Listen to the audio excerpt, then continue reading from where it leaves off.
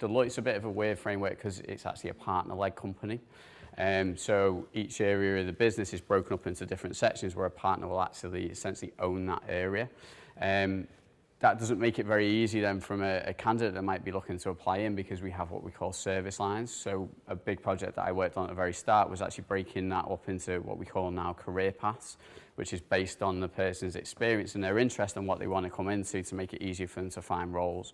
There's a major task that I did at the very start of it, and it's helped to increase our volume of applications, making it easier for candidates and making it more accessible for the opportunities as well. So we have a corporate, sort of a global team that work across all of our what we call member firms, which is essentially different countries. And we get told the message that's sort of supposed to carry through, really. And usually a lot of member firms actually adopt that as their message of what they go to market. So we have a corporate purpose, an impact that matters to clients, people and society, and then a talent brand, which is what impact will you make. For a UK market, we actually decided as a team that that doesn't necessarily resonate with our candidates or our target audience, so we decided to change it up a little bit. So although what impact will you make is essentially the footer that goes across the bottom of it, and impact is a huge part of what we do, we actually focused on more for the curious, and that was the message that we've actually gone to market with, and that's what we've had running now for a couple of years as well. The idea with having a message that an audience can resonate with is sort of essential on a lot of the touch points that we actually have from an attraction perspective that don't necessarily get to read like a full bump of information. So you don't want to have to do too much explaining, and you want to make it as simple as possible for the audience.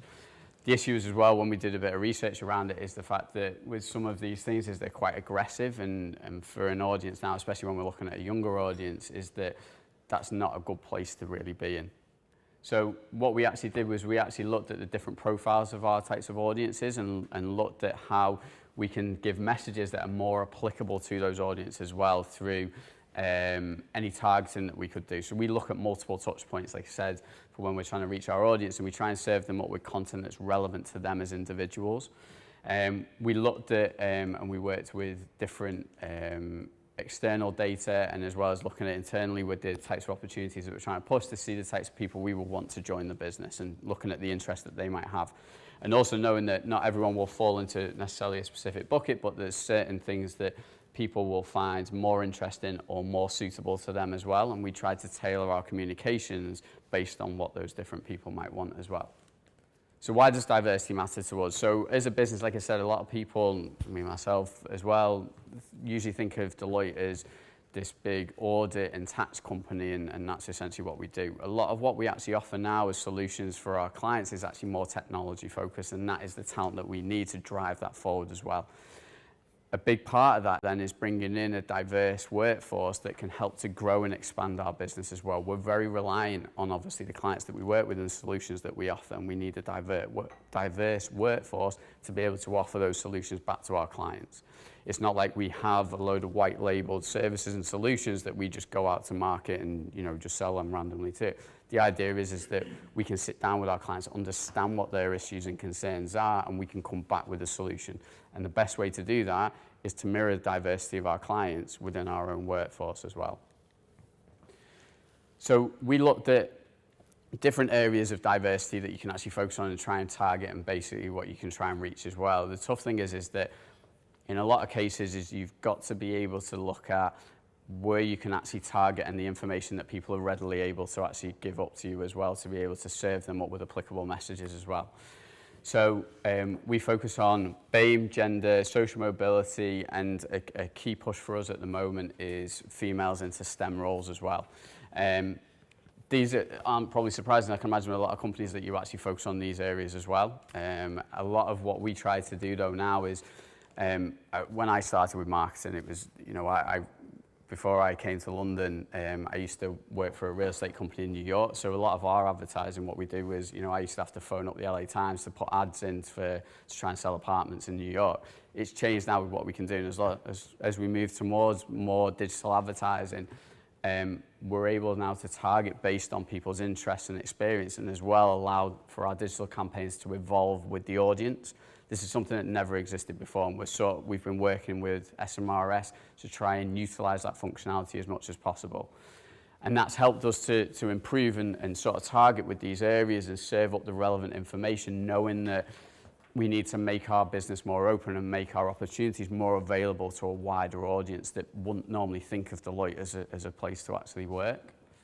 There is no such thing now as a typical graduate for where we were before. We had it where, you know, historically, especially when we were looking at audit and tax, it was very much people with a certain qualification that we needed, with a certain background, and then that will carry through, obviously, with the work that they would deliver and what we would sort of get back.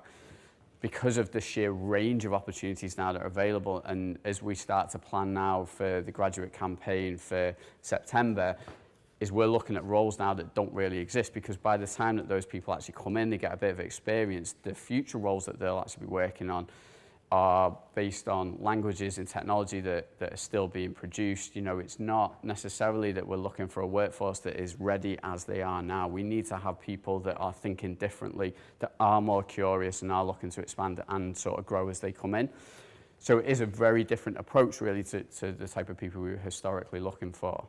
So how do we use data for that? So we worked with SMRS. They have an amazing tool at the moment called Why that's helped us to target a younger audience by looking at different information of where people are actually studying.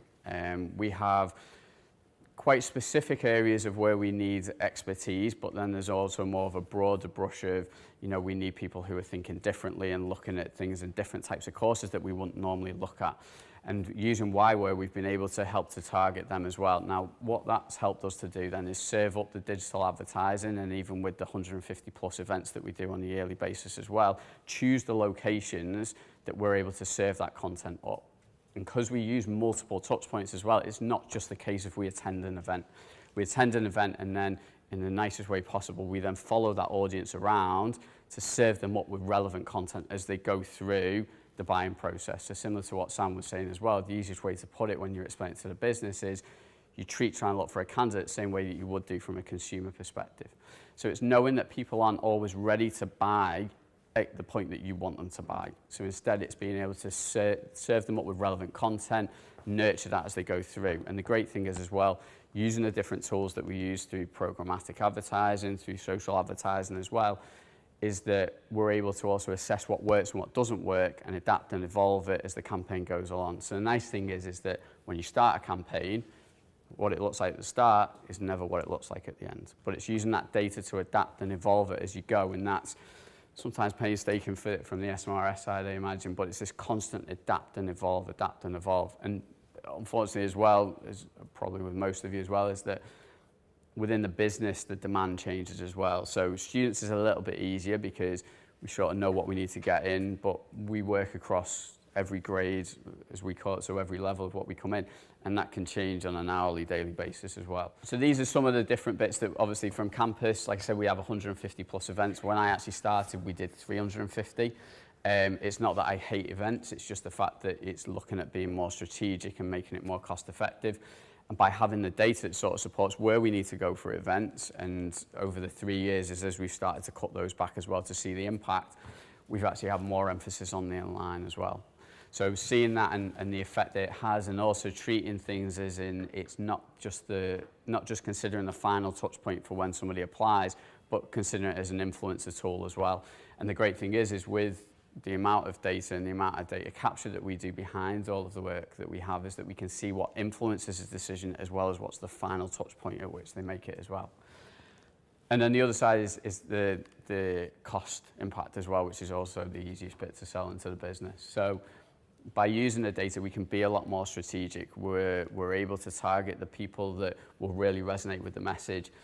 And as well, it means then that we're also hopefully having a positive impact on attrition as well, because we're not actually bringing people in with them not being suitable for a role, or the role not being right for them, because we know that Deloitte's not right for everyone. We know that those opportunities aren't right for everyone. And the other idea is obviously, you know, we want to be as open as possible, so it's inclusion, not exclusion. We did a big piece when I started, which was looking at the perception of our business, and a big thing that came back that we were seen as quite a faceless company. A lot of the material that we put out didn't really have anything of our people. It might even be stock imagery of groups of people and things like that, very cheesy. Whereas now around 70% of all our content is our own people's stories. Our photo shoots are all just our people. We have 10 diversity networks that run through the business as well, that are actually run by individuals in the business.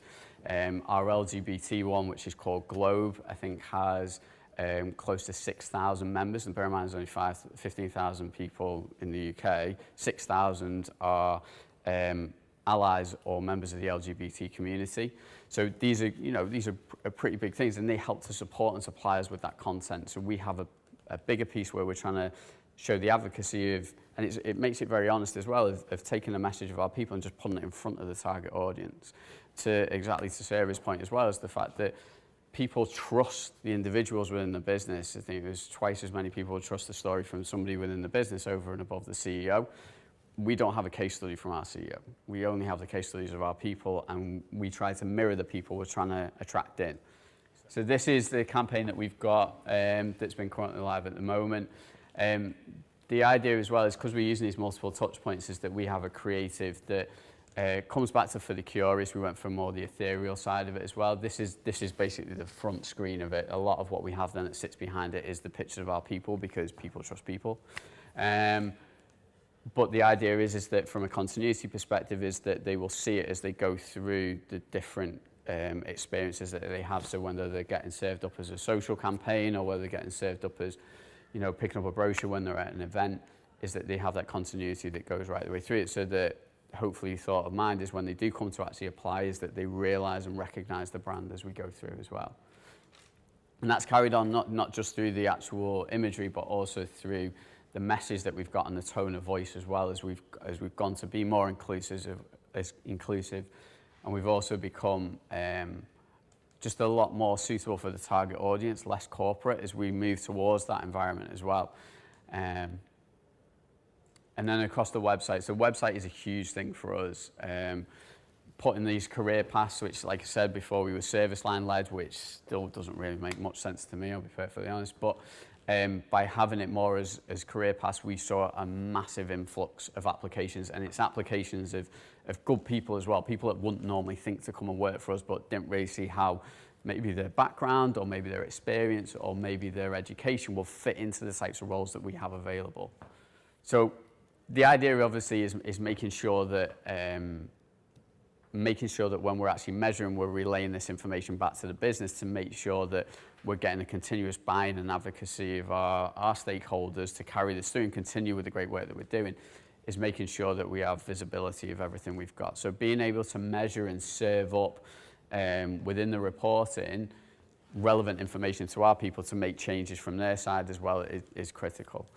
So we work with SMRS to serve up all our content, and because we've got to aggregate it from different ATSs, from different click trackers and things like that, is we serve it up into one format, and then we take that information to then serve to our different stakeholders in different fashions as well. The tracking and reporting, when I started, we didn't have any tracking in place. I never did it, by the way, but we never had any tracking in place, and one of our team worked tirelessly with Global to put floodlight tracking and end-to-end tracking through the different ATSs, so we can now monitor and see where we've got the drop-off as well. Reporting is always difficult because within our business, there's lots of different reports that go out all the time. So we worked very, very hard with our stakeholders to find out what information they actually wanted, not what information we thought they wanted. And it's that continuous conversation that we do within it as well. And stakeholder management. Attraction and recruitment is often seen as another hat for someone, whereas for us, obviously, it's our job. So trying to make sure that we acknowledge that it's not the most important thing, that we just get them along. We take them on the journey, but we know that they're not going to be able to necessarily commit the time that we need. So we've had to be as flexible as possible to get everything we want out of them. And then the impact that it's had. So from last year's campaign, this is just showing from a graduate perspective the increases in percentage that we actually got. Using the data and using the different sources of data, and obviously looking at the different tools that we could try and reach the different audiences as well. Females is very easy for us to track because obviously when we go into the ATSs, they actually complete within the applications and sit and mention their gender. And a lot of kids, they don't have to say it, but the majority of people do. And that has really helped for us to then start to serve up relevant content and be able to target within specific ways as well. There's certain areas, obviously, like I said, and it's the same across most businesses at the moment, is trying to attract in female talent to tech roles, but the actual talent pool for females who have tech experience or want to go into tech roles is very small anyway. So a huge part of this is yeah, this is great what we're doing at the moment, but there is a lot more that we could do, and that's what we're looking to do as our next stage as well. So we've got what we consider a very successful employer brand that we've got at the moment, and our campaign for this year, we're very, very proud of everything we've put out and working alongside SMRS as well to do that.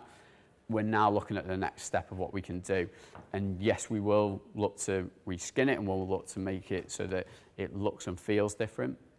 But the key that will come behind that will be the data.